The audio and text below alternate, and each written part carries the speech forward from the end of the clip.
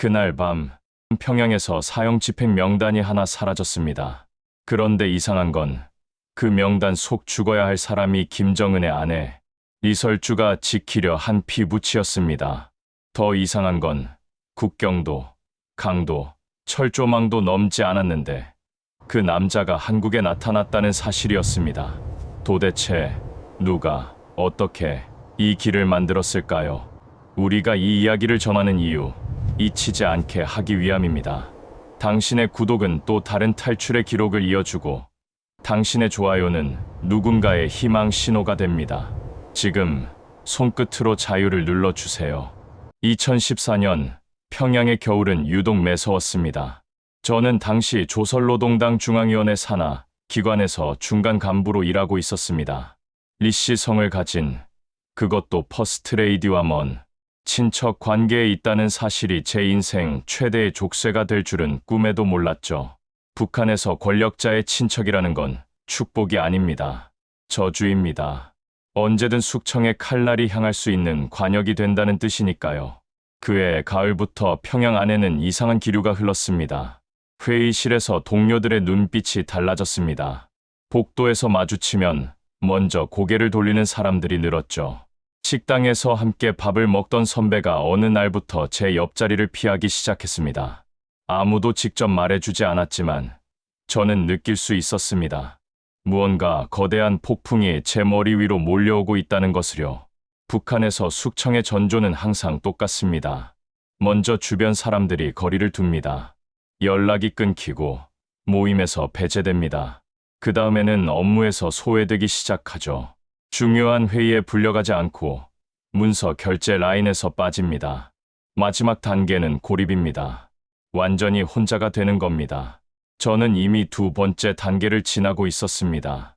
11월 중순, 기관 내부에서 인사이동 발표가 있었습니다.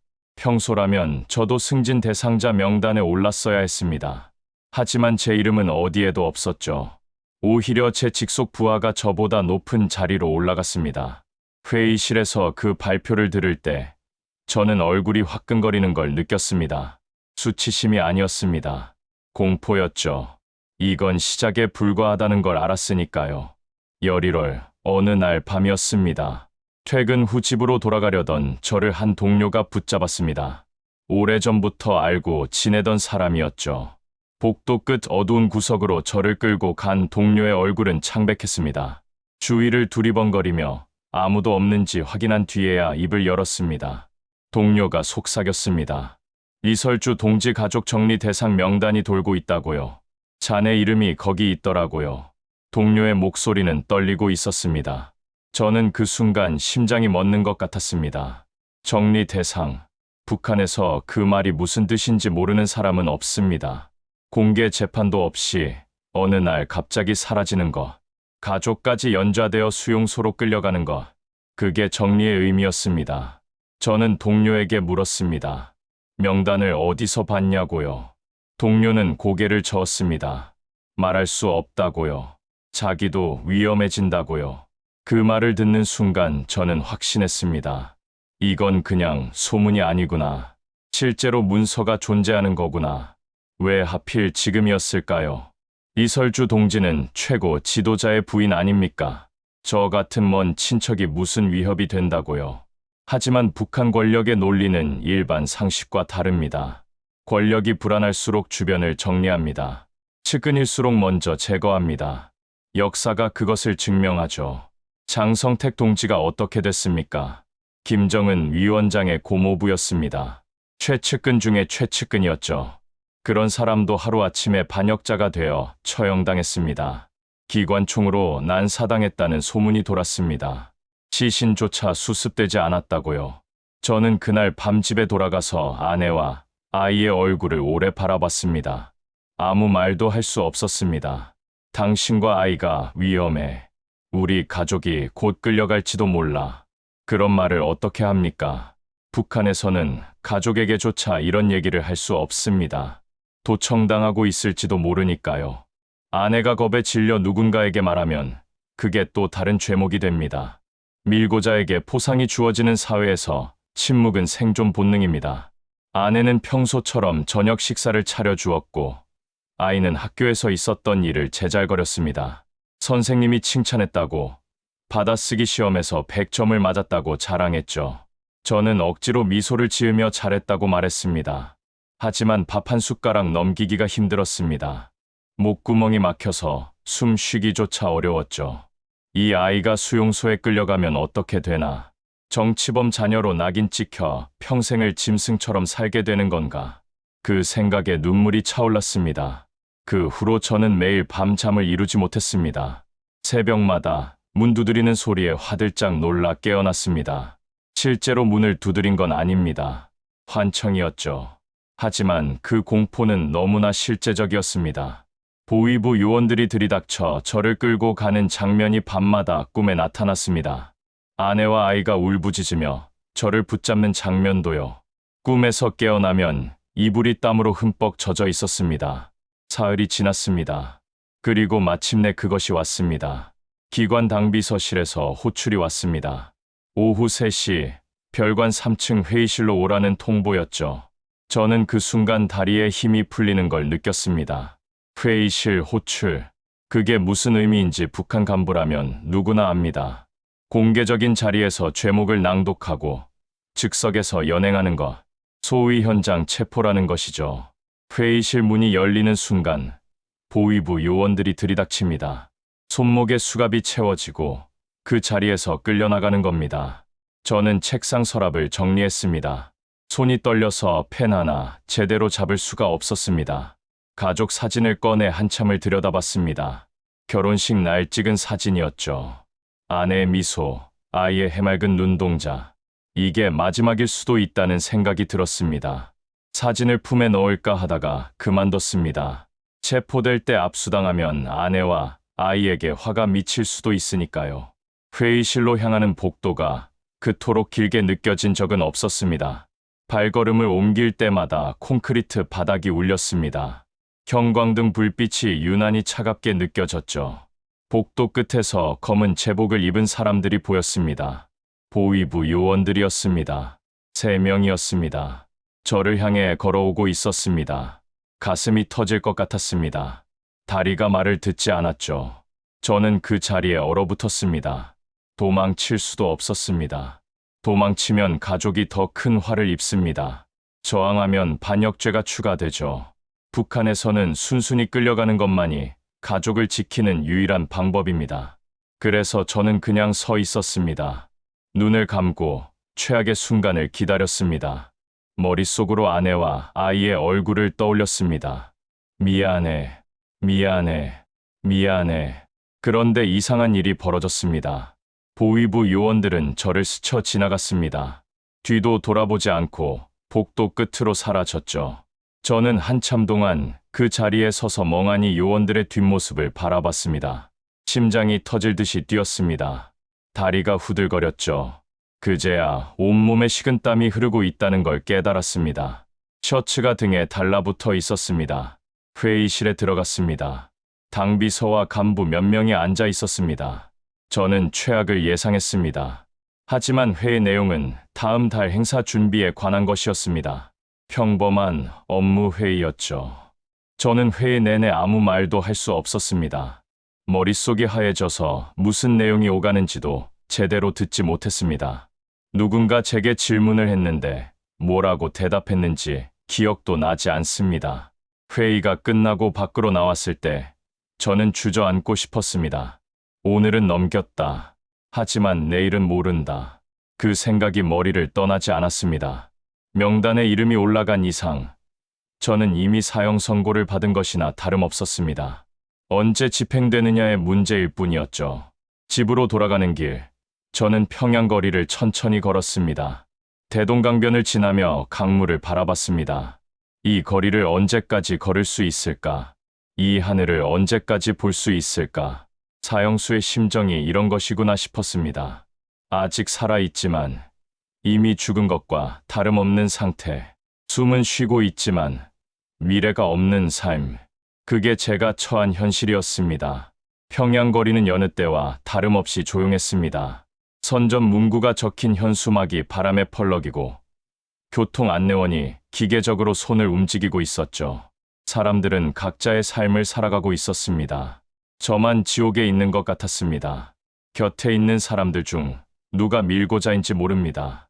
누가 저를 감시하고 있는지 알 수 없습니다. 북한에서는 모든 사람이 잠재적인 적입니다. 그날 밤 저는 처음으로 탈북을 생각했습니다. 아니, 생각이라기보다는 본능적인 갈망에 가까웠죠. 살고 싶다. 가족을 살리고 싶다. 여기서 벗어나고 싶다. 하지만 어떡해요.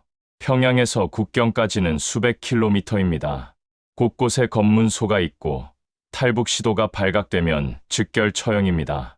두만강을 건너다 총에 맞아 죽은 사람 이야기는 수도 없이 들었습니다. 중국에 넘어가도 잡혀서 송환되면 끝입니다. 정치범 수용소에서 평생을 보내거나 공개 처형당하거나 둘 중 하나죠. 게다가 저는 감시 대상이었습니다. 한 발짝도 마음대로 움직일 수 없는 처지였죠. 평양 밖으로 나가려면 여행증명서가 필요합니다. 그런 게 발급될 리가 없었습니다. 저는 새장에 갇힌 새나 다름없었습니다. 문이 열려 있어도 날아갈 수 없는 날개가 잘린 새 말입니다. 그때까지만 해도 저는 몰랐습니다. 누군가 이미 저를 위한 길을 만들고 있다는 것을요. 국경을 넘지 않고 강을 건너지 않고 철조망을 뚫지 않아도 되는 길이 있다는 것을요. 그 길을 만든 사람이 누구인지 저는 상상조차 하지 못했습니다. 그건 제가 한국에 도착하고 나서야 알게 된 사실이었습니다. 명단에 이름이 올라간 다음 날부터 제 삶은 완전히 달라졌습니다. 아침에 집을 나서는 순간부터 감시가 시작됐죠. 처음에는 느끼지 못했습니다. 평소처럼 출근길을 걸었고 평소처럼 트롤리버스를 탔습니다. 그런데 이상한 점을 발견했습니다. 같은 얼굴이 계속 보이는 겁니다. 아침에 아파트 앞에서 본 남자가 버스 정류장에도 있었습니다. 기관 건물 앞에서도 그 남자가 서 있었죠. 우연이라고 생각하려 했습니다. 하지만 다음 날도 그 다음 날도 같은 얼굴이 나타났습니다. 보위부 감시원이었습니다. 한 명이 아니었죠. 최소 2명이 교대로 저를 따라다녔습니다. 낮에는 한 명이, 밤에는 다른 한 명이 붙었습니다. 거리를 두고 따라왔지만 저는 그들의 존재를 분명히 느낄 수 있었습니다. 뒤통수가 따가웠습니다. 누군가의 시선이 등에 꽂히는 느낌이 하루 종일 저를 짓눌렀죠. 걸을 때도, 앉아 있을 때도, 밥을 먹을 때도 그 시선은 떠나지 않았습니다. 감시원들은 절대 먼저 말을 걸지 않았습니다. 그냥 따라다니기만 했죠. 그게 더 무서웠습니다. 차라리 뭐라도 말을 하면 좋겠다고 생각했습니다. 당신 뭐 하는 거요? 왜 따라다니는 거요? 그렇게 물어볼 수도 없었습니다. 물으면 저항으로 간주됩니다. 감시를 인지했다는 것 자체가 또 다른 죄목이 될 수 있으니까요. 북한에서는 감시당하는 사람이 감시를 눈치채면 안 됩니다. 눈치챘다는 건 뭔가 숨기는 게 있다는 증거로 해석되니까요. 집 안에서도 안전하지 않았습니다. 북한의 모든 가정에는 유선 방송 스피커가 설치되어 있습니다. 끌 수 없는 스피커죠. 거기서 하루 종일 선전 방송이 흘러나옵니다. 아침 6시에 시작해서 밤 10시까지 꺼지지 않습니다. 그런데 그 스피커가 도청 장치로도 쓰인다는 건 공공연한 비밀이었습니다. 저는 아내에게 아무 말도 할 수 없었습니다. 집에서 나누는 대화가 전부 녹음되고 있을지도 모른다는 생각에 입을 열 수가 없었죠. 아내는 제가 이상하다는 걸 눈치챘습니다. 왜 그래요? 무슨 일 있어요? 몇 번이나 물었습니다. 저는 아무것도 아니라고, 일이 좀 힘들다고만 대답했습니다. 아내의 눈에 걱정이 가득했지만 저는 진실을 말할 수 없었습니다. 말하는 순간 아내도 공범이 됩니다. 알면서 신고하지 않은 죄가 추가되는 거죠. 모르는 게 아내를 보호하는 길이었습니다. 저는 아내를 사랑했기 때문에 침묵했습니다. 전화도 할 수 없었습니다. 북한에서 일반 가정의 전화는 모두 감청됩니다. 특히 감시 대상자의 전화는 실시간으로 모니터링 되죠. 전화기를 들면 어딘가에서 녹음기가 돌아가기 시작합니다. 친척에게 전화를 걸어 상황을 알리고 싶었지만 그랬다가는 친척까지 연루됩니다. 편지도 마찬가지였습니다. 모든 우편물은 검열을 거칩니다. 뜯어보고, 읽어보고, 문제가 있으면 압수합니다. 암호를 써서 보내도 소용없습니다. 의심스러운 내용은 전문가들이 분석하니까요. 저는 완전히 고립되어 있었습니다. 섬에 갇힌 것과 다름없었죠. 외출도 통제됐습니다. 기관에서 집으로, 집에서 기관으로, 그 두 곳 외에는 갈 수 없었습니다. 장마당에 가려고 해도 감시원이 따라붙었습니다. 누구를 만나려고 해도 감시원이 옆에 서 있었죠. 제가 누구와 얼마나 오래 대화하는지 전부 기록됐을 겁니다. 친구들이 하나둘 저를 피하기 시작했습니다. 저와 어울리면 자기들도 감시 대상이 될 수 있으니까요. 북한에서는 연좌제가 인맥에도 적용됩니다. 반역자의 친구는 잠재적 반역자로 간주되는 겁니다. 저는 이미 죽은 사람 취급이었습니다. 직장에서 제 업무가 줄어들기 시작했습니다. 중요한 문서가 더 이상 제 책상으로 오지 않았죠. 기밀 서류 열람 권한이 취소됐습니다. 회의에서 제 발언권이 사라졌습니다. 상사가 제 의견을 묻지 않았고 동료들은 제가 말을 해도 귀담아 듣지 않았습니다. 마치 제가 존재하지 않는 것처럼 행동했죠. 동료들은 저와 눈을 마주치지 않으려 했습니다. 점심시간에 식당에 가면 제가 앉은 테이블 주변이 텅 비어 있었습니다. 아무도 옆에 앉으려 하지 않았죠. 저는 투명인간이 된 것 같았습니다. 아니, 투명인간보다 못했습니다. 사람들은 저를 보면서도 못 본 척했으니까요. 복도에서 마주치면 고개를 돌렸고 화장실에서 만나면 황급히 자리를 피했습니다. 어느 날 기관 복도에서 오래 알고 지내던 선배와 마주쳤습니다.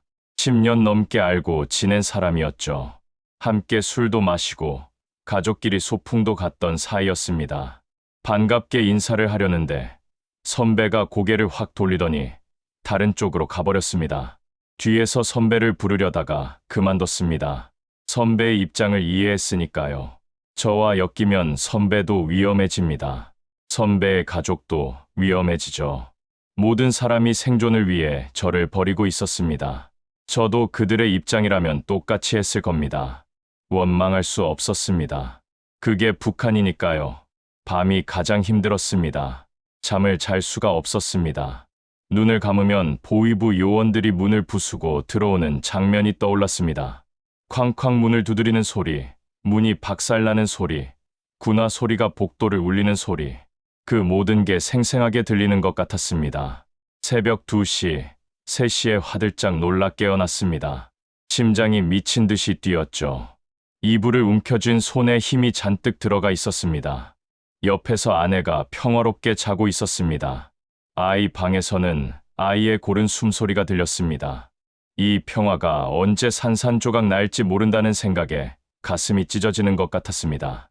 아내와 아이가 끌려가는 모습을 상상하면 눈물이 났습니다. 정치범 수용소에서 고통받는 모습을 떠올리면 숨이 막혔죠.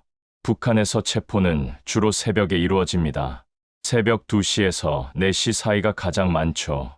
사람들이 깊이 잠든 시간, 저항할 힘이 없을 때 들이닥칩니다. 저는 매일 밤 그 시간을 두려워했습니다. 새벽 4시가 되면 긴장이 풀렸습니다. 오늘 밤은 넘겼구나. 그렇게 안도하면서도 내일 밤은 어떨지 모른다는 공포가 바로 밀려왔습니다. 매일 밤이 마지막 밤인 것처럼 살았습니다. 일주일이 지났습니다. 열흘이 지났습니다. 체포는 오지 않았습니다. 하지만 그게 더 무서웠습니다. 왜 안 잡아가는 걸까? 뭘 기다리는 걸까? 혹시 제가 누군가를 만나기를 기다리는 건 아닐까? 저를 미끼로 써서 다른 사람까지 잡으려는 건 아닐까? 온갖 생각이 머리를 어지럽혔습니다. 불확실함이 공포를 키웠습니다. 차라리 빨리 끝났으면 좋겠다는 생각까지 들었죠. 어느 날 밤, 저는 아내가 잠든 후에 조용히 일어나 창밖을 내다봤습니다. 아파트 앞 어둠 속에 담배 불빛이 보였습니다. 감시원이었죠. 밤새 저기 서서 우리 집을 지켜보고 있었던 겁니다. 영하 15도의 추위 속에서 꼼짝 않고 서 있는 거죠. 그 집념이 무서웠습니다. 저는 커튼을 닫고 다시 침대로 돌아왔습니다. 온몸이 떨렸습니다. 이렇게 살 수는 없다고 생각했습니다. 매일 공포에 떨며 언제 끌려갈지 모르는 채 기다리기만 하는 삶. 그건 삶이 아니었습니다. 서서히 죽어가는 것과 다름없었죠. 무언가 해야 했습니다. 하지만 무엇을 어떻게 해야 하는지 알 수 없었습니다. 도망칠 수도 없고, 싸울 수도 없고, 숨을 수도 없었습니다. 그때였습니다. 이상한 일이 벌어지기 시작한 건요. 아내가 어느 날 저녁 식사 중에 문득 말했습니다. 오늘 라디오에서 옛날 노래가 나왔는데, 당신이 좋아하던 노래였어요. 저는 무심코 들었습니다. 아내는 계속 말했죠. 어머니 생신 때 부르던 그 노래 있잖아요. 4월에요. 4월? 이상했습니다. 저희 어머니 생신에 그런 노래를 부른 적이 없었거든요. 게다가 어머니 생신은 4월이 아니었습니다. 아내의 말이 끝나고 저는 가슴이 뛰기 시작했습니다. 뭔가 있다. 아내가 뭔가를 전하려고 하는 거다. 하지만 집 안에서는 말할 수 없었습니다. 도청되고 있을 테니까요. 아내는 저를 보며 미소 지었습니다. 평소와 다를 바 없는 미소였습니다. 하지만 그 눈빛 속에 뭔가 있었습니다. 저만 알아볼 수 있는 신호 같은 것이요. 그날 밤 저는 잠들지 않았습니다. 아내가 한 말을 계속 곱씹었습니다. 어머니 생신, 옛날 노래, 4월. 그게 무슨 뜻일까? 머릿속이 복잡했습니다. 하지만 동시에 희미한 빛이 보이는 것 같았습니다. 누군가 저에게 손을 내밀고 있다는 느낌이 들었습니다. 완전한 어둠 속에서 처음으로 빛이 보였습니다. 그게 누구인지는 아직 알 수 없었습니다. 나중에야 알게 됐습니다. 그 신호가 어디서 온 것인지를요. 그리고 그 사실을 알았을 때 저는 믿을 수가 없었습니다. 아내가 전한 메시지의 의미를 깨닫기까지 며칠이 걸렸습니다. 어머니 생신, 옛날 노래, 4월. 저는 그 말들을 계속 되새겼죠. 처음에는 아무 의미도 찾지 못했습니다. 머릿속이 너무 복잡했거든요. 공포와 불안으로 제대로 생각할 수가 없었습니다. 하지만 어느 날 밤, 문득 기억이 떠올랐습니다. 4월. 그건 제가 어렸을 때 즐겨 부르던 노래 제목이었습니다. 아니, 정확히는 노래가 아니었죠. 동요였습니다. 어머니가 불러주시던 동요요. 제 어머니와 리설주 동지의 어머니는 사촌 사이였습니다. 두 분이 어렸을 때 함께 부르던 노래가 있었죠. 저도 어릴 때 그 노래를 배웠습니다. 4월에 피는 꽃에 대한 노래였는데 북한에서 공식적으로 부르는 노래는 아니었습니다. 그냥 가족들 사이에서만 전해져 내려오는 노래였죠. 그 노래를 아는 사람은 우리 집안에서 몇 명 되지 않았습니다. 리설주 동지도 그 중 한 명이었죠. 어렸을 때 가족 모임에서 함께 부르기도 했으니까요. 저와 리설주 동지는 먼 친척이지만 어린 시절 몇 번 만난 적이 있었습니다. 물론 리설주 동지가 퍼스트레이디가 된 후로는 단 한 번도 연락한 적이 없습니다. 연락할 수도 없었고 연락하면 안 됐죠. 아내가 어떻게 그 노래를 알았을까요? 저는 조심스럽게 아내에게 물었습니다. 물론 집 밖에서요. 아내와 함께 시장에 가는 척하며 사람들 틈에 섞여 걸었습니다. 감시원이 뒤따라오고 있었지만 시끄러운 시장 통에서는 대화 내용을 들을 수 없었을 겁니다. 저는 아내의 손을 잡고 낮은 목소리로 물었습니다. 그 노래 얘기 어디서 들었소? 아내는 잠시 주위를 살핀 뒤 대답했습니다. 며칠 전에 이상한 여자가 찾아왔다고요. 시장에서 우연히 만났는데 아내에게 말을 걸더랍니다. 당신 남편이 그 집안 사람 맞지요? 아내가 놀라서 어떻게 아느냐고 물었더니 여자가 쪽지 하나를 슬쩍 건네주더랍니다. 그리고는 사라졌다고요. 쪽지에는 숫자와 간단한 문장만 적혀 있었습니다. 4월 노래를 기억하라. 그리고 날짜 하나가 적혀 있었죠. 저는 그 순간 전율을 느꼈습니다. 누군가 저에게 메시지를 보내고 있었습니다. 그것도 아무도 모르게 아내를 통해서요. 직접 접촉할 수 없으니 이런 방식을 쓴 겁니다. 도청을 피하고 감시를 피해서 메시지를 전달하는 방법이었죠. 집에 돌아와 저는 그 숫자들을 분석하기 시작했습니다. 물론 아무도 모르게요. 화장실에 들어가서 물 내리는 소리에 숨겨서 혼자 생각했습니다. 숫자들은 날짜처럼 보였습니다. 12월 20사흘. 그리고 시간도 있었죠. 오전 6시. 그게 뭘 의미하는지 처음에는 알 수 없었습니다. 하지만 며칠 후 두 번째 메시지가 왔습니다. 이번에는 다른 경로였죠. 출근길에 모르는 남자가 제 옆을 스쳐 지나가면서 주머니에 뭔가를 넣었습니다. 작은 종이 쪽지였습니다. 거기에는 장소가 적혀 있었죠. 평양역 뒤편 창고. 누군가 저를 그곳으로 부르고 있었습니다. 12월 24일 오전 6시예요. 저는 두려웠습니다. 이게 함정일 수도 있었으니까요. 보위부에서 저를 시험하는 것일 수도 있었습니다. 제가 누군가와 접촉하려 한다는 증거를 잡으려는 것일 수도 있었죠. 하지만 한편으로는 희망이 느껴졌습니다. 누군가 저를 돕고 있다. 그 생각이 저를 붙잡았습니다. 며칠 동안 저는 고민했습니다. 갈 것인가, 말 것인가. 함정이면 끝이었습니다. 하지만 가지 않으면 어차피 끝이었죠. 사형 명단에 이름이 올라간 이상 시간 문제일 뿐이었습니다. 저는 결심했습니다. 가기로요. 12월 24일 새벽, 저는 아내 몰래 집을 나섰습니다. 감시원을 따돌려야 했죠. 평소 새벽에 운동하러 나가는 척했습니다. 며칠 전부터 일부러 새벽 운동을 시작했거든요. 감시원이 습관으로 여기도록 만든 겁니다. 그날도 평소처럼 운동복을 입고 나갔습니다. 공원을 몇 바퀴 돈 뒤, 저는 사람들 틈에 섞여 감시원을 따돌렸습니다. 새벽 운동하는 사람들이 꽤 있었거든요. 비슷한 옷을 입은 사람들 사이로 섞여 들어가 방향을 틀었습니다. 심장이 터질 것 같았습니다. 뒤에서 발소리가 들리면 걸음을 멈추고 주위를 살폈죠. 평양역 뒤편 창고에 도착했을 때 아무도 없었습니다. 저는 어둠 속에서 기다렸습니다. 5분이 지났습니다.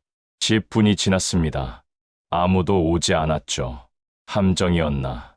그런 생각이 들 때쯤 어둠 속에서 목소리가 들렸습니다. 오래 기다리셨습니다. 여자 목소리였습니다. 저는 몸이 굳었죠. 천천히 고개를 돌렸습니다. 검은 옷을 입은 여자가 서 있었습니다. 얼굴은 보이지 않았습니다. 어둠에 가려져 있었거든요. 여자가 말했습니다. 저는 심부름꾼입니다. 누군지는 말씀드릴 수 없습니다. 다만 그분이 동지를 돕고 싶어 하십니다. 동지가 살아남을 수 있도록요.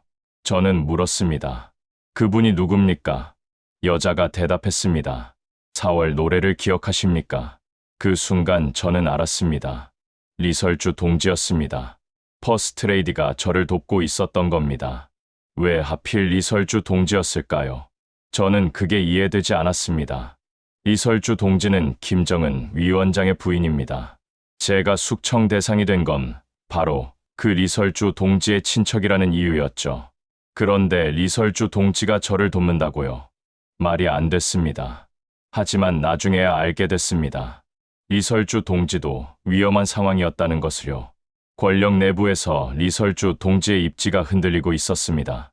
친정 가족을 정리하라는 압박이 들어오고 있었죠. 리설주 동지는 가족들이 하나씩 사라지는 걸 보고만 있어야 했습니다. 하지만 저만큼은 살리고 싶었던 겁니다. 어린 시절 함께 노래 부르던 친척이었으니까요. 물론 리설주 동지가 직접 나설 수는 없었습니다. 그랬다가는 리설주 동지 본인도 위험해지니까요. 그래서 이렇게 은밀한 경로를 통해 메시지를 보낸 겁니다. 아무도 눈치채지 못하게요. 여자가 말했습니다. 동지를 위한 길이 준비되어 있습니다. 탈북이 아닙니다. 다른 방법입니다. 국경을 넘지 않아도 됩니다. 강을 건너지 않아도 됩니다. 하지만 정확히 지시를 따라야 합니다. 한치의 오차도 없이요. 저는 물었습니다. 어떤 방법입니까? 여자가 대답했습니다. 지금은 말씀드릴 수 없습니다. 때가 되면 알려드리겠습니다. 다만 준비를 하셔야 합니다. 혼자 떠날 준비요. 혼자요. 저는 되물었습니다. 가족은요. 여자의 목소리가 낮아졌습니다. 가족을 데려갈 수 없습니다. 동지 혼자만 갈 수 있습니다. 그게 조건입니다. 저는 가슴이 무너지는 것 같았습니다. 아내와 아이를 두고 혼자 떠나라니요. 그건 상상도 못했던 일이었습니다. 저 혼자 살겠다고 가족을 버리는 겁니까? 그런 선택을 어떻게 합니까?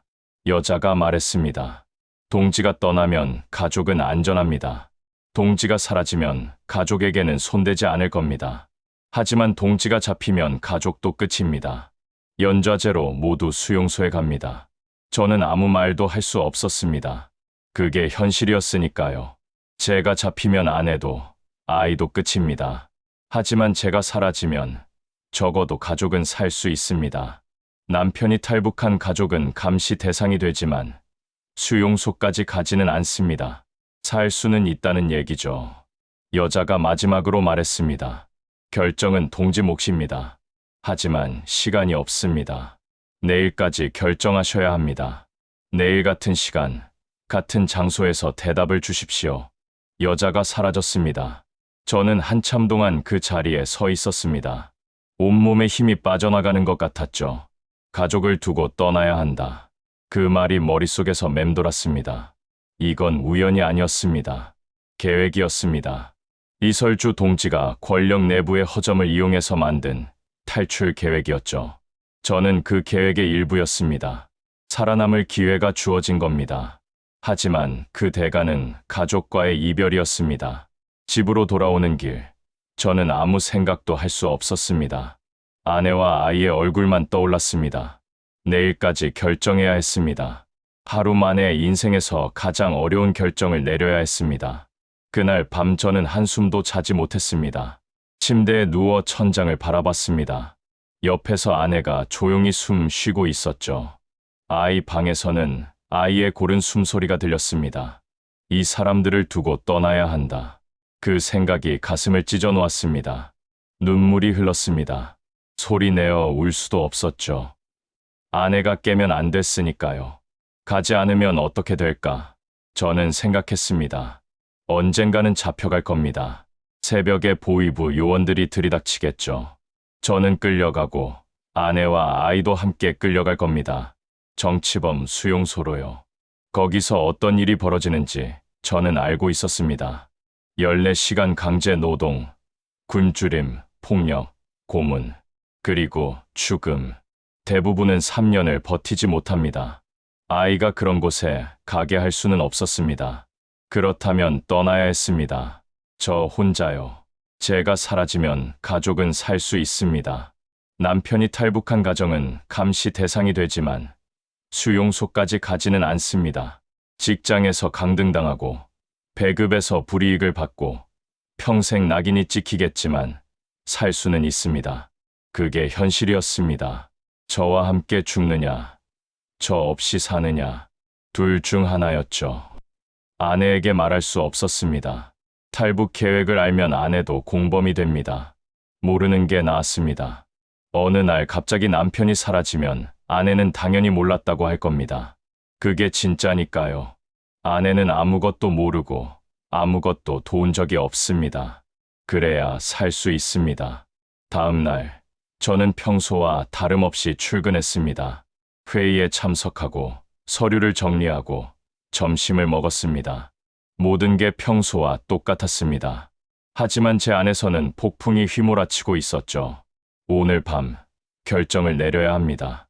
내일은 없습니다. 퇴근 후 집에 돌아왔습니다. 아내가 저녁을 차려주고 있었습니다. 김치찌개 냄새가 났죠. 아이가 달려와서 제 다리에 매달렸습니다. 아빠, 오늘 학교에서요. 아이가 제잘거리기 시작했습니다. 저는 아이를 안아 올렸습니다. 평소보다 더 꽉 안았죠. 아이가 웃으며 말했습니다. 아빠, 아파요. 저녁 식사를 했습니다. 마지막 가족 식사라는 걸 저만 알고 있었습니다. 김치찌개, 나물 반찬, 쌀밥, 평범한 저녁이었습니다. 하지만 저에게는 세상에서 가장 귀한 식사였죠. 밥 한 숟가락 한 숟가락이 목구멍에 걸렸습니다. 삼키기가 힘들었습니다. 눈물이 나올 것 같아서 고개를 숙이고 먹었습니다. 아내가 물었습니다. 왜 밥을 잘 안 먹어요?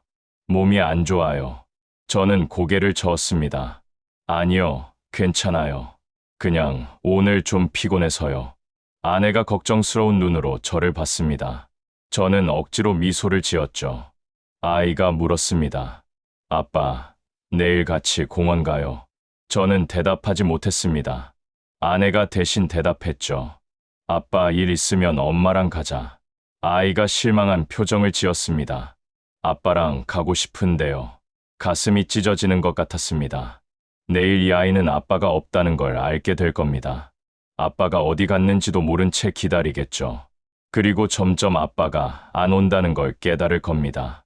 그때 이 아이가 얼마나 슬플까. 그 생각에 숨이 막혔습니다. 저녁 식사 후 아이와 함께 텔레비전을 봤습니다. 북한 텔레비전에서는 언제나처럼 선전 프로그램이 나왔죠. 저는 아이를 무릎에 앉히고 안았습니다. 아이의 머리카락 냄새를 맡았습니다. 이 냄새를 기억해야 했습니다. 평생 기억해야 했죠. 아이가 졸리다고 말했습니다. 저는 아이를 안아서 방으로 데려갔습니다. 이불을 덮어주고 머리를 쓰다듬었습니다. 아이가 물었습니다. 아빠, 동화 읽어줘요. 저는 아이 옆에 누워서 동화를 읽어줬습니다. 평소에는 귀찮아서 짧게 읽어줬는데 그날 밤은 끝까지 읽어줬습니다. 아이가 잠들 때까지요. 아이가 잠든 후에도 저는 한참 동안 옆에 누워 있었습니다. 아이의 얼굴을 바라봤습니다. 달빛이 창문 사이로 들어와 아이의 얼굴을 비추고 있었죠. 너무나 평화로운 얼굴이었습니다. 이 아이는 아무것도 모릅니다. 내일 아침에 아빠가 사라질 거라는 것도요. 눈물이 흘렀습니다. 참을 수가 없었습니다. 소리 없이 울었습니다. 아이가 깨면 안 됐으니까요. 미안해. 마음속으로 말했습니다. 아빠가 미안해. 내 곁에 있어줘야 하는데. 하지만 아빠가 가야 내가 살 수 있어. 아빠가 있으면 내가 위험해져. 그러니까 아빠를 용서해줘. 언젠가 다 커서 이해해줘. 아이의 이마에 입을 맞췄습니다. 마지막 입맞춤이었죠. 거실로 나왔습니다. 아내가 설거지를 하고 있었습니다. 저는 아내 뒤에 서서 아내를 안았습니다. 아내가 놀라며 돌아봤죠. 왜 그래요? 갑자기요. 저는 대답하지 않았습니다. 그냥 안고 있었습니다. 아내가 말했습니다. 무슨 일 있어요? 말해봐요. 저는 고개를 저었습니다.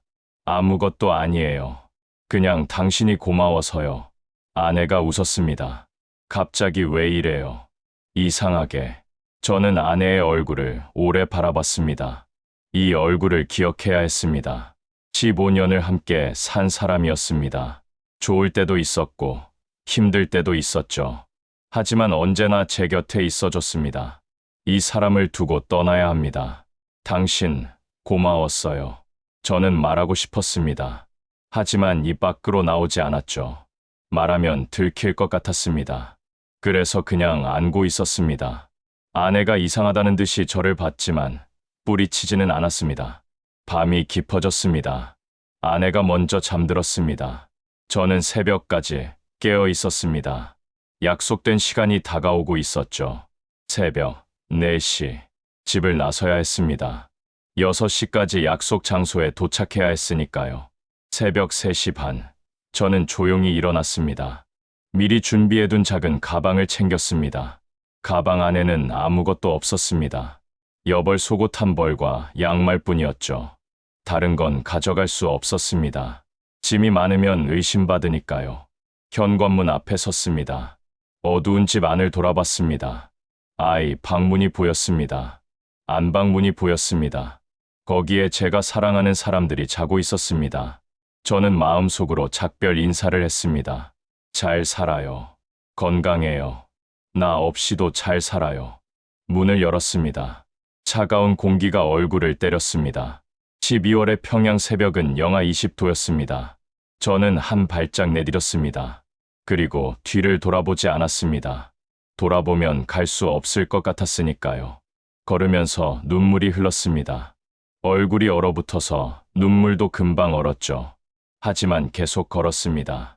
멈추면 안 됐습니다. 뒤를 돌아보면 안 됐습니다.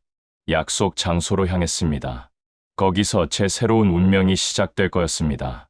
국경을 넘지 않는 탈부, 강을 건너지 않는 탈출.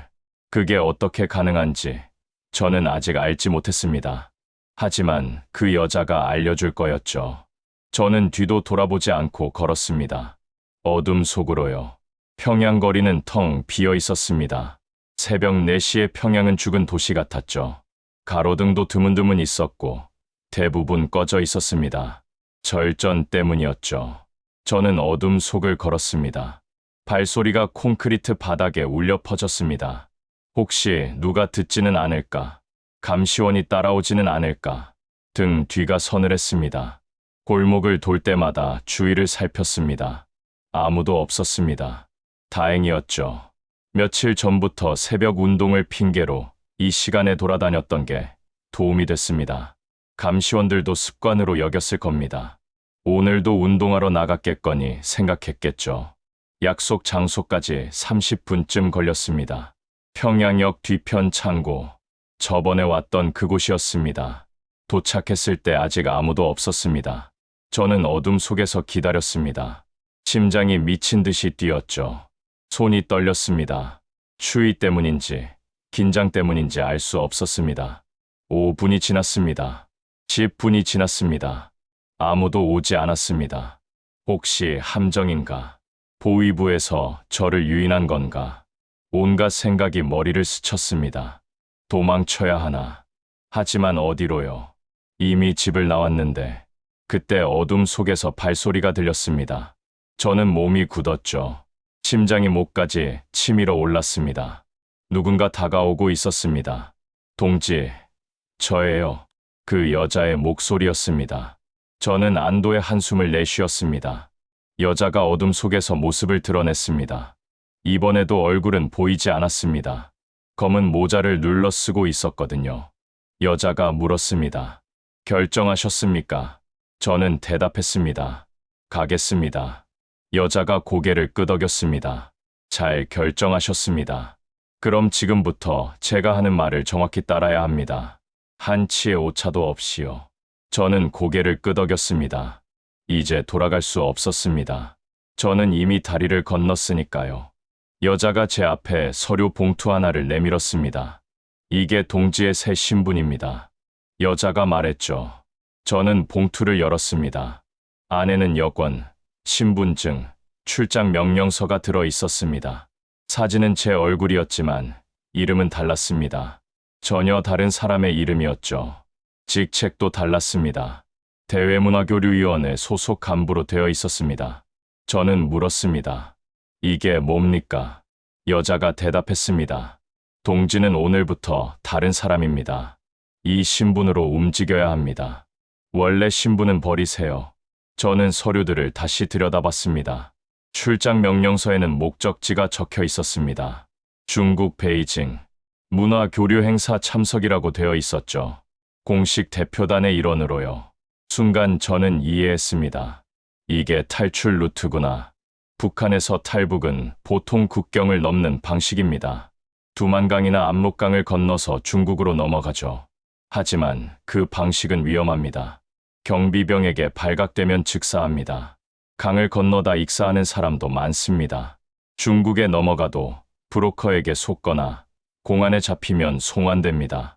송환되면 끝이죠. 하지만 이건 달랐습니다. 공식 루트였습니다. 비행기로요. 외교나 문화교류 명목으로 해외에 나가는 북한 관료들이 있습니다. 그중 일부가 해외에서 망명을 신청하죠. 탈북이 아니라 망명인 겁니다. 국경을 넘지 않고 강을 건너지 않고 비행기를 타고 합법적으로 나가서 안 돌아오는 방식이죠. 저는 물었습니다. 이게 가능합니까? 제가 어떻게 대표단에 끼어들 수 있죠? 여자가 대답했습니다. 이미 준비되어 있습니다. 원래 가기로 했던 사람이 갑자기 병이 났거든요. 동지가 그 빈자리를 채우는 겁니다. 명단은 이미 교체됐습니다. 아무도 의심하지 않을 거예요. 저는 소름이 돋았습니다. 이 정도 공작을 벌이려면 권력 내부에 상당한 연줄이 있어야 합니다. 리설주 동지의 힘이었습니다. 퍼스트레이디가 권력의 허점을 이용해서 이 길을 만든 겁니다. 여자가 말했습니다. 출발은 오늘 오후입니다. 지금부터 신분을 바꿔야 합니다. 옷도 바꾸고 외모도 조금 다듬어야 해요. 저는 창고 안쪽 작은 방으로 안내됐습니다. 거기서 양복으로 갈아입었습니다. 간부용 정장이었죠. 고급스러운 원단이었습니다. 제가 평소 입던 옷과는 차원이 달랐습니다. 머리도 다듬었습니다. 이발사가 와 있었거든요. 짧게 자르고 깔끔하게 정리했죠. 거울을 봤을 때 저는 다른 사람 같았습니다. 여자가 서류를 건네며 말했습니다. 이 서류를 외우세요. 이름, 생년월일, 소속, 직책. 누가 물어도 막힘없이 대답해야 합니다. 조금이라도 버벅거리면 끝이에요. 저는 서류를 읽기 시작했습니다. 제 이름은 김철호였습니다. 대외문화교류위원회 3급 지도원. 이번 베이징 출장의 목적은 조중문화교류 행사 참관 및 협회, 체류 기간 사흘. 저는 그 내용을 외웠습니다. 10번, 20번 반복해서요. 오전 내내 그 방에서 대기했습니다. 점심때 간단한 식사가 들어왔습니다. 밥과 반찬이었죠. 하지만 입맛이 없었습니다. 긴장이 너무 심했거든요. 오후가 되면 공항으로 가야 했습니다. 거기서 대표단과 합류하고 비행기에 탑니다. 비행기가 이륙하면 저는 북한을 벗어나는 겁니다. 오후 1시 차가 왔습니다. 검은색 승용차였죠. 저는 뒷좌석에 탔습니다. 운전사가 아무 말 없이 출발했습니다. 평양 시내를 지나 공항으로 향했죠. 창밖으로 평양 거리가 스쳐 지나갔습니다. 주체사 상타, 만수대 언덕, 김일성 광장. 이 풍경을 다시 볼 수 없을지도 모른다는 생각이 들었습니다. 평양 순안국제공항에 도착했습니다. 저는 차에서 내렸습니다. 심장이 터질 것 같았죠. 여기서부터가 진짜였습니다. 조금이라도 의심받으면 끝입니다. 공항 청사 안으로 들어갔습니다. 대표단이 모여 있었습니다. 10여 명 정도였죠. 모두 정장을 입은 간부들이었습니다. 저는 그 사이에 섞여 들어갔습니다. 아무도 제게 특별히 관심을 두지 않았습니다. 새로 합류한 사람이 있다는 건 이미 공지됐을 테니까요. 출국 수속이 시작됐습니다. 보안 검색이었죠. 저는 줄을 서서 기다렸습니다. 앞 사람이 통과하고 그 다음 사람이 통과하고 제 차례가 왔습니다. 보안 요원이 제 여권과 서류를 받았습니다. 저는 최대한 평온한 표정을 유지하려 했습니다. 손이 떨리지 않게 주먹을 쥐었죠. 보안 요원이 여권을 들여다봤습니다. 사진과 제 얼굴을 번갈아 봤죠. 시간이 멈춘 것 같았습니다. 심장이 목까지 올라왔습니다. 요원이 출장 명령서를 펼쳤습니다. 한참을 읽더니 제 얼굴을 다시 봤습니다. 문화교류위원회 김철호 동지 맞습니까? 저는 대답했습니다. 네, 그렇습니다. 요원이 고개를 끄덕였습니다. 도장을 쾅 찍었죠. 통과였습니다. 저는 서류를 받아들고 앞으로 걸어갔습니다. 다리가 후들거렸습니다. 하지만 내색할 수 없었죠. 비행기에 올랐습니다. 고려항공 비행기였습니다. 좌석은 창가였죠. 저는 자리에 앉아서 안전벨트를 맸습니다. 손이 떨려서 버클을 채우는데 시간이 걸렸습니다. 비행기가 활주로를 달리기 시작했습니다. 엔진 소리가 점점 커졌죠. 그리고 이륙했습니다. 몸이 좌석에 눌리는 느낌이 들었습니다. 창밖을 봤습니다. 평양이 점점 작아지고 있었습니다. 건물들이 개미만해졌고 도로가 실처럼 가늘어졌죠. 그리고 구름에 가려졌습니다. 저는 그 순간 눈물이 났습니다. 참을 수가 없었습니다. 옆 사람이 볼까 봐 고개를 창 쪽으로 돌리고 울었습니다. 소리 없이요. 북한을 떠나고 있었습니다. 태어나서 한 번도 벗어난 적 없는 그 땅을요. 가족을 두고요. 아내와 아이가 떠올랐습니다. 지금쯤 아내가 일어났겠죠. 제가 없다는 걸 알았을 겁니다. 어디 갔는지 찾고 있겠죠. 아이는 아직 모를 겁니다. 아빠가 출근했다고 생각하겠죠. 오늘 저녁에 아빠가 안 오면 그때 알게 될 겁니다. 미안해. 저는 마음속으로 말했습니다. 정말 미안해.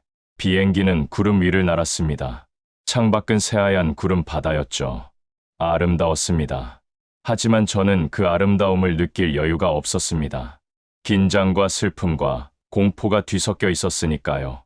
2시간 후 비행기가 베이징에 착륙했습니다. 저는 아직 자유가 아니었습니다. 베이징에서 한국으로 가야 했죠. 그게 마지막 관문이었습니다. 베이징 서우두 국제공항은 평양 순안공항과는 비교할 수 없을 만큼 컸습니다. 사람들이 개미떼처럼 움직이고 있었죠. 각양각색의 사람들이었습니다. 중국인, 서양인, 동남아시아인. 저는 처음 보는 풍경에 압도됐습니다. 평양에서는 외국인을 볼 일이 거의 없었거든요. 대표단과 함께 공항을 빠져나왔습니다. 중국 측 안내원이 우리를 맞이했죠. 버스에 올라 호텔로 향했습니다. 저는 창밖을 바라봤습니다.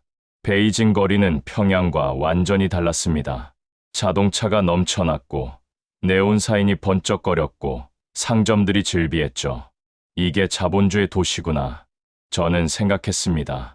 호텔에 도착해 방을 배정받았습니다. 2인실이었죠.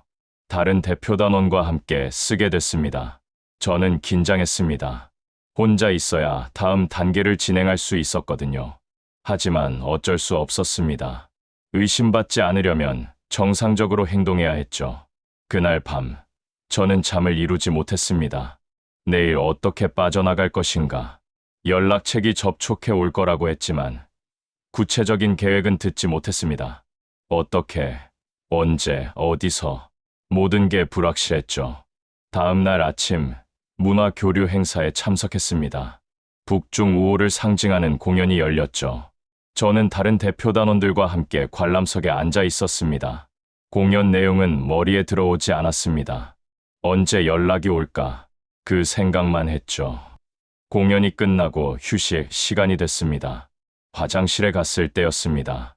누군가 옆에 서더니 낮은 목소리로 말했습니다. 오후 3시, 호텔 지하 주차장. 혼자 오세요. 그게 전부였습니다. 저는 고개도 돌리지 못했죠. 그 사람은 이미 사라지고 없었습니다. 오후 3시, 저는 호텔 지하 주차장으로 내려갔습니다. 몸이 안 좋다는 핑계로 방에서 쉬겠다고 했죠. 룸메이트는 행사에 참석하러 나갔습니다. 저는 조심스럽게 방을 빠져나왔습니다. 지하 주차장에 검은색 승용차 한 대가 서 있었습니다. 뒷문이 열렸죠. 저는 차에 탔습니다. 운전석에 남자가 앉아 있었고 조수석에 여자가 앉아 있었습니다. 둘 다 얼굴을 가리고 있었죠. 여자가 말했습니다. 지금부터 한국 대사관으로 갑니다. 거기서 망명을 신청하면 됩니다. 이후로는 한국 정부가 동지를 보호할 겁니다. 저는 숨을 멈췄습니다. 드디어였습니다. 마지막 관문이었죠. 차가 출발했습니다. 베이징 시내를 달렸죠. 창밖 풍경이 빠르게 스쳐 지나갔습니다. 저는 손을 꼭 쥐고 있었습니다. 거의 다 왔다. 조금만 더 가면 된다. 하지만 그때까지 아무 일도 없을 거라는 보장은 없었습니다. 20분쯤 지났을까요? 차가 멈췄습니다. 한국 대사관 앞이었습니다. 태극기가 보였죠. 저는 그 깃발을 보는 순간 가슴이 벅차올랐습니다. 여자가 말했습니다. 여기서 내리세요. 대사관 안으로 들어가서 망명을 신청하면 됩니다. 행운을 빕니다. 저는 차에서 내렸습니다. 대사관 정문을 향해 걸었습니다. 다리가 떨렸지만 멈추지 않았습니다. 정문 앞에 경비원이 서 있었죠. 저는 경비원에게 다가가 말했습니다. 저는 북한에서 왔습니다. 망명을 신청합니다. 경비원의 눈이 커졌습니다. 잠시 기다리라더니 안으로 뛰어들어갔죠. 몇 분 후 직원들이 나와서 저를 안으로 안내했습니다. 저는 대사관 안으로 들어갔습니다. 그 순간 저는 자유를 향해 첫 발을 내딛었습니다. 이건 탈북이 아니라 탈출 작전이었습니다. 그리고 이제 거의 끝나가고 있었죠. 베이징 주재 한국 대사관에서 이틀을 보냈습니다. 대사관 직원들이 저를 보호시설로 안내했죠. 작은 방이었습니다. 침대 하나, 책상 하나, 화장실. 그게 전부였습니다. 하지만 저에게는 천국 같았습니다. 안전한 곳이었으니까요. 북한 보위부가 손댈 수 없는 곳이었으니까요. 이틀 후 비행기를 탔습니다. 한국행이었죠. 인천국제공항에 도착했을 때 저는 창밖을 보고 숨이 멎는 것 같았습니다. 거대한 공항이었습니다. 평양순환공항의 수십 배는 됐죠. 유리와 철골로 이루어진 현대적인 건물이었습니다. 이게 한국이구나. 저는 생각했습니다. 비행기에서 내리자마자 저는 분리됐습니다. 일반 승객들과 다른 통로로 안내됐죠. 검은 양복을 입은 남자들이 저를 기다리고 있었습니다. 국정원 요원들이었습니다. 저는 그들을 따라 차에 탔습니다. 어디로 가는지 알려주지 않았죠. 저는 묻지도 않았습니다. 물어봐도 대답해 주지 않을 거라는 걸 알았으니까요. 차가 멈췄을 때 저는 어떤 건물 지하로 안내됐습니다. 복도를 지나 작은 방으로 들어갔죠. 창문 없는 방이었습니다. 책상 하나와 의자 몇 개가 전부였습니다. 저는 의자에 앉았습니다. 맞은편에 두 남자가 앉았죠. 둘 다 서류 뭉치를 들고 있었습니다. 조사가 시작됐습니다. 성명이요. 생년월일이요. 북한에서의 소속이요. 직책이요. 탈북 경위를 처음부터 끝까지 말씀해 주세요. 저는 모든 걸 말했습니다. 숨길 게 없었으니까요. 명단에 이름이 올라간 것부터 감시를 받은 것, 비밀 접촉, 신분 세탁, 비행기 탑승, 베이징 대사관 망명 신청까지 모든 과정을 상세하게 설명했습니다. 조사관들은 가끔 질문을 끼워 넣었습니다. 그 사람 이름이 뭐였죠? 그 장소가 정확히 어디였습니까? 날짜는요? 시간은요? 저는 기억나는 대로 대답했습니다. 기억나지 않는 건 기억나지 않는다고 솔직히 말했죠. 조사가 리설주 동지 이야기에 이르렀을 때 조사관들의 표정이 변했습니다. 서로 눈을 마주쳤죠. 그중 한 명이 물었습니다. 지금 리설주 여사가 동지의 탈북을 도왔다는 말씀입니까? 저는 고개를 끄덕였습니다. 직접 만난 건 아닙니다. 하지만 그분이 보낸 사람들이 저를 도왔습니다. 그분이 이 길을 만들었습니다. 조사관들이 다시 서로를 봤습니다. 한 명이 서류를 뒤적거렸죠. 잠시 침묵이 흘렀습니다. 그리고 조사관이 말했습니다. 이 루트는 처음 봅니다. 저는 그 말의 의미를 알았습니다. 국정원은 수많은 탈북 사례를 다뤄왔을 겁니다. 두만강을 건너온 사람, 중국을 거쳐 제3국으로 간 사람, 해상으로 탈출한 사람. 하지만 제 경우처럼 공식 대표단에 섞여서 비행기로 나온 케이스는 드문 거였죠. 그것도 퍼스트레이디의 도움을 받아서요. 조사는 사흘 동안 계속됐습니다. 같은 질문을 여러 번 받았습니다. 앞뒤가 맞는지 확인하는 거였죠. 저는 진실만 말했기 때문에 문제 없었습니다. 거짓말은 앞뒤가 안 맞게 마련이니까요. 사흘째 되는 날, 조사가 끝났습니다. 조사관이 말했습니다. 동지의 진술은 신빙성이 있는 것으로 판단됩니다. 앞으로 하나원에서 정착 교육을 받게 될 겁니다. 저는 다른 시설로 이동했습니다. 임시 숙소였죠. 작은 방이었지만 조사실보다는 훨씬 편했습니다. 침대가 있었고 창문이 있었습니다. 창문으로 서울의 야경이 보였죠. 저는 한참 동안 그 야경을 바라봤습니다. 불빛이 끝없이 펼쳐져 있었습니다. 평양과는 비교할 수 없었죠. 평양은 밤이 되면 암흑이었습니다. 전력이 부족해서 불을 켤 수 없었거든요. 하지만 서울은 달랐습니다. 온 도시가 빛으로 가득했습니다. 저는 그제야 실감이 났습니다. 제가 한국에 왔구나. 자유로운 세상에 왔구나. 눈물이 났습니다. 기쁨과 슬픔이 뒤섞인 눈물이었죠. 살았다는 안도감, 하지만 가족을 두고 왔다는 죄책감, 그 두 가지 감정이 동시에 밀려왔습니다. 며칠 후, 국정원 담당자가 찾아왔습니다. 북한에 있는 가족에게 연락하시겠습니까? 저는 고개를 끄덕였습니다. 떨리는 손으로 전화기를 받았죠. 신호음이 울렸습니다. 한 번, 두 번, 세 번, 그리고 연결됐습니다. 아내의 목소리가 들렸죠. 여보세요. 저는 한동안 말을 잇지 못했습니다. 목이 막혀서요. 아내가 다시 물었습니다. 여보세요. 누구세요? 저는 겨우 입을 열었습니다. 나야. 전화 저편에서 숨소리가 멈췄습니다. 그리고 아내의 울음소리가 들렸습니다. 당신, 어디 있어요? 왜 갑자기 사라진 거예요? 얼마나 걱정했는지 알아요. 저는 울면서 말했습니다. 미안해. 정말 미안해. 다 설명할 수 없어. 하지만 나는 괜찮아. 당신과 아이만 잘 지내줘. 그게 내 유일한 바람이야. 아내가 울먹이며 물었습니다. 다시 볼 수 있어요. 우리 다시 만날 수 있어요. 저는 대답하지 못했습니다.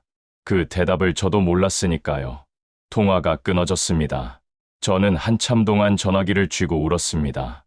아내의 목소리가 귀에 남아 있었습니다. 아이는 아직 모르는 것 같았습니다. 아빠가 어디 갔는지요. 언젠가 알게 되겠죠. 그때 아이가 얼마나 슬퍼할까. 그 생각에 가슴이 찢어졌습니다. 하지만 저는 알았습니다. 제가 한 선택이 옳았다는 것을요. 제가 거기 남아 있었으면 가족 모두가 끝장이었습니다. 제가 떠났기 때문에 가족은 살 수 있습니다. 힘들겠지만 살 수는 있습니다. 그게 제가 줄 수 있는 최선이었습니다. 며칠 후, 저는 하나원으로 이동했습니다. 탈북민 정착 교육시설이었죠. 거기서 새로운 삶이 시작될 거였습니다. 국정원 차량이 저를 데려갔습니다. 서울에서 1시간쯤 달렸을까요? 산속에 있는 시설이었습니다. 높은 담장으로 둘러싸여 있었죠. 처음에는 또 다른 감옥 같았습니다. 하지만 안으로 들어가니 분위기가 달랐습니다.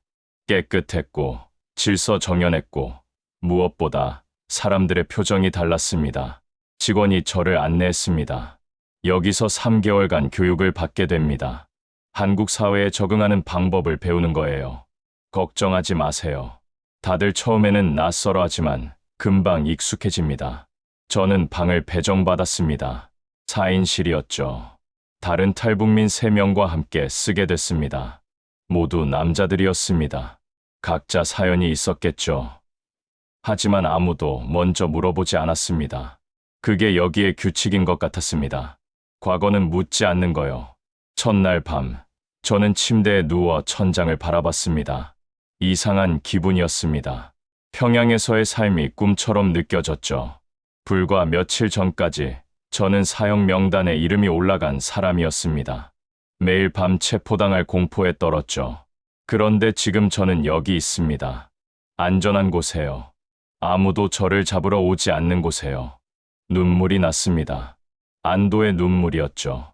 하지만 곧 죄책감이 밀려왔습니다. 아내와 아이는 지금 어떻게 지내고 있을까? 보위부에서 조사받고 있을까? 직장에서 쫓겨났을까? 이웃들에게 손가락질 받고 있을까? 그 생각을 하니 잠이 오지 않았습니다. 하지만 저는 알았습니다. 후회해도 소용없다는 것을요. 이미 결정은 내려졌고 돌아갈 수 없습니다. 앞으로 나아가는 수밖에 없죠. 제가 할 수 있는 건 여기서 잘 살아가는 것뿐이었습니다. 그래야 제 선택이 헛되지 않으니까요. 다음 날부터 교육이 시작됐습니다. 한국 사회 이해, 민주주의 교육, 경제 교육, 직업 훈련, 배울 게 산더미였죠. 처음에는 머리가 터질 것 같았습니다. 모든 게 낯설었으니까요. 하지만 저는 열심히 배웠습니다. 이게 제 새로운 삶이니까요. 적응해야 했습니다. 살아남아야 했습니다. 하나원에서 보낸 3개월은 제 인생을 바꿔놓았습니다. 처음 식당에 갔을 때를 잊을 수 없습니다. 점심시간이었죠. 줄을 서서 쟁반을 받았습니다. 밥, 국, 반찬 4가지, 고기, 과일까지. 저는 믿을 수가 없었습니다. 이게 한 끼 식사라고요. 북한에서는 이런 식사를 명절에나 볼 수 있었거든요. 그것도 간부 집안에서나요. 쟁반을 들고 자리에 앉았습니다. 하지만 젓가락을 들 수가 없었습니다. 손이 떨렸거든요. 이걸 먹어도 되나? 누가 뺏어가지 않을까? 눈치 보는 습관이 몸에 배어 있었습니다. 북한에서는 먹을 것 앞에서 항상 긴장했으니까요. 누가 지켜보고 있는지, 이걸 먹으면 나중에 문제가 되지 않는지 항상 신경 썼죠. 하지만 여기서는 아무도 저를 보지 않았습니다. 다들 자기 밥을 먹고 있었죠. 아무도 제 밥을 뺏으러 오지 않았습니다. 아무도 저를 감시하지 않았습니다. 저는 천천히 밥을 먹기 시작했습니다. 1숟가락, 2숟가락, 목이 메었습니다. 밥맛을 느끼지 못했습니다. 눈물이 났거든요. 의심 없이 밥을 먹는다는 게 이런 거구나. 그 느낌을 평생 잊지 못할 겁니다. 북한에서는 밥 한 끼 먹는 것도 전쟁이었습니다. 배급이 끊기면 굶어야 했고, 장마당에서 사 먹으면 불법이었고, 남의 것을 먹으면 신세를 지는 거였죠. 하지만 여기서는 그냥 먹으면 됐습니다. 배가 고프면 먹고, 배가 부르면 멈추면 됐습니다. 그게 당연한 거였죠. 하지만 밤은 여전히 힘들었습니다. 잠을 자다가 자주 깼습니다. 악몽을 꿨거든요. 꿈에서 저는 다시 평양에 있었습니다. 보위부 요원들이 쫓아왔죠. 도망치려고 달렸지만 다리가 움직이지 않았습니다. 요원들이 저를 잡았습니다.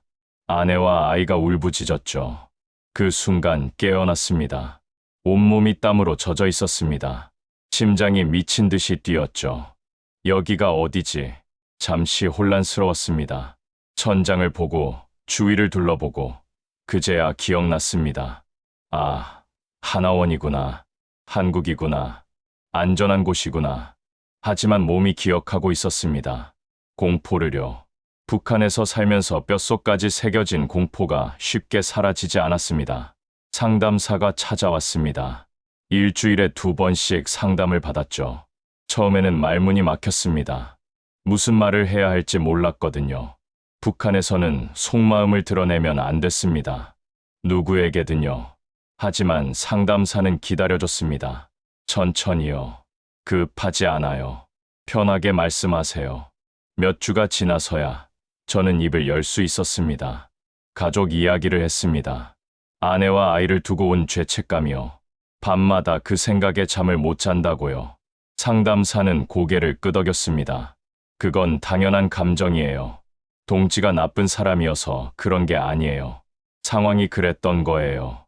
스스로를 너무 자책하지 마세요. 그 말이 위로가 됐습니다. 완전히 나아지지는 않았지만 조금은 숨 쉴 수 있게 됐죠. 낮에는 교육을 받았습니다. 한국 사회에 대해 배웠죠. 민주주의가 뭔지, 선거가 뭔지, 시장 경제가 어떻게 돌아가는지 처음에는 이해가 안 됐습니다. 북한에서 배운 것과 너무 달랐으니까요. 예를 들어 대통령을 국민이 뽑는다는 게 신기했습니다.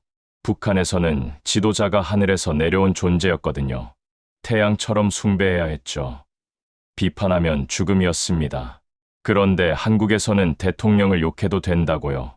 마음에 안 들면 다음에 다른 사람을 뽑으면 된다고요. 믿기지 않았습니다. 직업훈련도 받았습니다. 컴퓨터 사용법을 배웠죠. 북한에서도 컴퓨터가 있었지만 인터넷은 없었습니다. 그런데 한국에서는 컴퓨터로 세상 모든 정보를 볼 수 있다고요. 처음 인터넷 검색을 했을 때 저는 충격을 받았습니다. 북한에 대한 기사가 넘쳐났거든요. 북한 체제를 비판하는 글들이요. 북한에서는 상상도 못할 일이었습니다. 같은 방을 쓰던 사람이었죠. 저보다 먼저 온 분이었습니다. 이분도 평양 출신이었어요. 간부 집안이었다고요. 탈북 사연은 묻지 않았습니다. 하지만 가끔 정원 벤치에 앉아서 이야기를 나눴죠. 그 분이 말했습니다. 처음에는 다들 힘들어요. 저도 그랬어요. 하지만 시간이 지나면 적응돼요.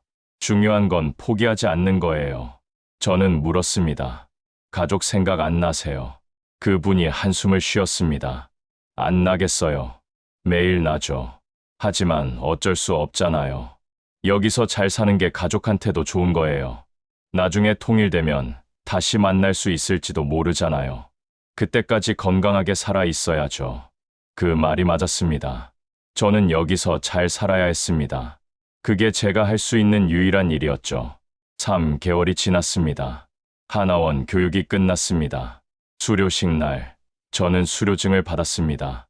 이제부터 진짜 한국 사회로 나가는 거였습니다. 두려웠습니다.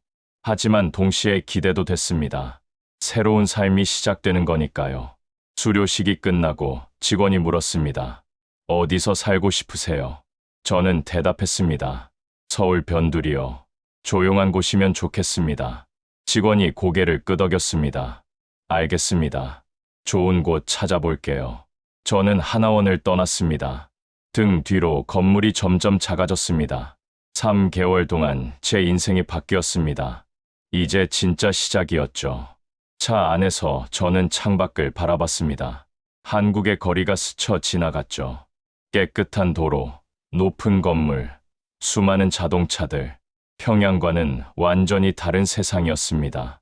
이 세상에서 제가 살아갈 수 있을까? 불안했습니다. 하지만 동시에 희망도 있었습니다. 서울 외곽의 작은 원룸에 도착했습니다. 정부에서 지원해주는 임대주택이었죠. 10평 남짓한 공간이었습니다. 작은 부엌, 작은 화장실, 침대 하나 들어갈 공간. 그게 전부였습니다. 하지만 저에게는 충분했습니다. 제 공간이었으니까요. 누구의 눈치도 보지 않아도 되는 공간이었으니까요. 짐을 풀고 창밖을 내다봤습니다. 한강이 보였습니다. 강물이 햇빛에 반짝거리고 있었죠. 아름다웠습니다. 저는 한참 동안 그 풍경을 바라봤습니다. 이제 여기가 내 집이구나. 실감이 나지 않았습니다. 며칠 후 취업 지원을 받기 시작했습니다. 탈북민 지원센터에서 일자리를 연결해줬죠. 처음에는 공장 일이었습니다. 조립 라인에서 부품을 끼우는 일이었죠. 단순 작업이었지만 저에게는 감사한 일이었습니다. 돈을 벌 수 있다는 게요. 제 힘으로요. 일하면서 한국어도 배웠습니다. 북한 말과 남한 말이 다르다는 걸 알게 됐죠. 같은 한국어인데 단어가 달랐습니다. 발음도 달랐고요. 처음에는 한국 사람들 말을 알아듣기 힘들었습니다. 빨리 말하면 무슨 뜻인지 몰랐죠. 하지만 시간이 지나면서 익숙해졌습니다. 동료들이 물었습니다. 고향이 어디세요? 저는 망설이다가 대답했습니다. 평양이요. 동료들의 눈이 커졌죠. 북한에서 오셨어요. 저는 고개를 끄덕였습니다. 동료들이 이것저것 물어봤습니다. 북한은 어때요? 진짜 배고파요. 텔레비전 있어요. 저는 질문에 대답해줬습니다. 솔직하게요. 이상하게도 차별을 받지는 않았습니다. 오히려 호기심 어린 시선이 많았죠. 어떤 동료는 맛있는 거 사준다며 저를 식당에 데려갔습니다. 또 어떤 동료는 한국 생활에 필요한 것들을 알려줬죠. 스마트폰 사용법, 교통카드 충전법, 마트에서 장 보는 법, 하나하나 다 배워야 했습니다. 적응하는 데 시간이 걸렸습니다. 몇 달이 지나서야 혼자 대중교통을 탈 수 있게 됐죠. 1년이 지나서야 한국 생활이 자연스러워졌습니다. 하지만 완전히 적응했다고 말할 수는 없었습니다. 가슴 한쪽에는 항상 빈 공간이 있었거든요. 가족이 있어야 할 자리요. 여기서는 묻지 않아도 설명해 주었습니다. 강요하지 않아도 도와주었습니다. 그게 자유로운 사회의 모습이었습니다. 저는 그 사회의 일원이 되려고 했습니다. 완전히 녹아들지는 못했지만 적어도 발을 딛고 서 있을 수는 있게 됐습니다. 지금 저는 서울 변두리에서 살고 있습니다. 새벽에 일어나서 옥상에 올라갈 때가 있습니다. 한강 너머로 해가 뜨는 걸 보죠. 그 순간이 제가 가장 좋아하는 시간입니다. 새로운 날이 시작된다는 게 느껴지거든요. 북한에서는 내일이 두려웠습니다. 오늘보다 나빠질 것 같았으니까요. 하지만 여기서는 다릅니다. 내일은 오늘보다 나을 수 있다는 희망이 있습니다. 가족 생각은 매일 합니다. 아내와 아이가 어떻게 지내는지 궁금하죠. 연락이 끊긴 지 오래됐습니다. 처음에는 가끔 전화할 수 있었는데 점점 어려워졌습니다. 지금은 소식을 알 방법이 없습니다. 살아있는지, 건강한지, 어디서 뭘 하는지 아무것도 모릅니다. 그게 제일 힘든 부분입니다. 알 수 없다는 거요. 차라리 안 좋은 소식이라도 들으면 마음의 준비를 할 텐데 아무것도 모르니까 희망과 절망 사이를 오갑니다. 잘 살고 있을 거야. 분명히 잘 지내고 있을 거야. 스스로에게 그렇게 말합니다. 믿어야 하니까요. 어느 날부터 저는 결심했습니다. 침묵하지 않기로요. 북한에서 무슨 일이 벌어지는지 저는 압니다. 직접 겪었으니까요. 숙청의 공포, 감시의 일상, 굶주림과 포각, 그 모든 걸 몸으로 느꼈습니다. 이 이야기를 해야 한다고 생각했습니다. 세상에 알려야 한다고요. 처음에는 망설였습니다. 제가 나서면 북한에 있는 가족이 더 위험해질 수도 있으니까요. 하지만 생각이 바뀌었습니다. 침묵한다고 가족이 안전해지는 건 아닙니다. 이미 저는 탈북자고 가족은 탈북자 가족이라는 낙인이 찍혔습니다. 제가 말하든 안 하든 그건 바뀌지 않습니다. 그렇다면 말하는 게 낫겠다고 생각했습니다. 적어도 제 이야기가 누군가에게 닿으면 북한의 실상을 알리는데 도움이 되겠죠. 그리고 혹시라도 아내와 아이가 이 이야기를 듣는다면 제가 왜 떠났는지 이해할 수 있을 거라고요. 인터뷰를 시작했습니다. 탈북민 단체에서 연락이 왔을 때 수락했죠. 카메라 앞에 앉아서 제 이야기를 했습니다. 떨렸습니다. 하지만 말했습니다. 명단에 이름이 올라간 것부터 감시받은 것, 탈출 과정, 한국에 온 후의 삶까지 다 말했습니다. 제 이야기를 들은 사람들이 많았습니다. 어떤 사람은 울었고, 어떤 사람은 분노했죠. 어떤 사람은 북한이 그렇게 심한 줄 몰랐다고 했습니다. 그 반응들이 제게 힘이 됐습니다. 제 말이 헛되지 않았구나. 누군가에게 닿았구나. 지금도 저는 이야기를 합니다. 기회가 될 때마다요. 학교에서 강연도 하고, 단체 행사에서 증언도 합니다. 제 이야기가 북한 인권 문제에 관심을 갖게 하는 계기가 되길 바랍니다. 저 혼자서 북한을 바꿀 수는 없습니다. 하지만 많은 사람이 관심을 가지면 언젠가 변화가 올 수 있다고 믿습니다. 가끔 한강변을 걸으면서 생각합니다. 리설주 동지는 왜 저를 도왔을까? 권력의 중심에 있으면서 왜 위험을 감수하고 저를 살렸을까? 아마 리설주 동지도 힘들었을 겁니다. 가족들이 하나씩 사라지는 걸 지켜봐야 했을 테니까요. 저를 살린 건 어쩌면 리설주 동지 자신을 위한 것이었을지도 모릅니다. 적어도 한 사람은 살렸다는 위안 말이죠. 진실은 알 수 없습니다. 리설주 동지의 속마음을 제가 어떻게 알겠습니까?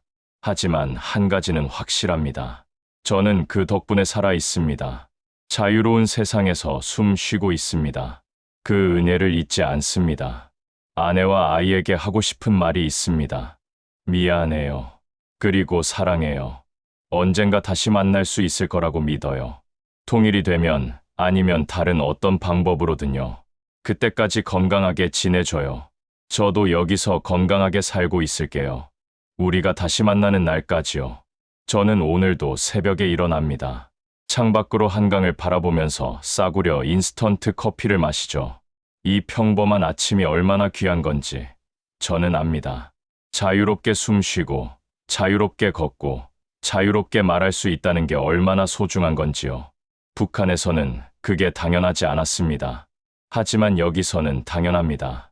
그 당연함이 감사합니다. 저는 증언자로 남기로 했습니다. 북한에서 무슨 일이 벌어지는지, 탈북이 얼마나 힘든 일인지, 자유가 얼마나 소중한 건지 제 이야기를 통해 전하고 싶습니다. 그게 제가 살아남은 이유라고 생각합니다. 이 이야기를 들어주셔서 감사합니다. 부디 기억해 주세요. 지금 이 순간에도 북한에서는 수많은 사람들이 고통받고 있습니다. 그들을 위해 관심을 가져주세요. 그게 제 마지막 부탁입니다. 감사합니다.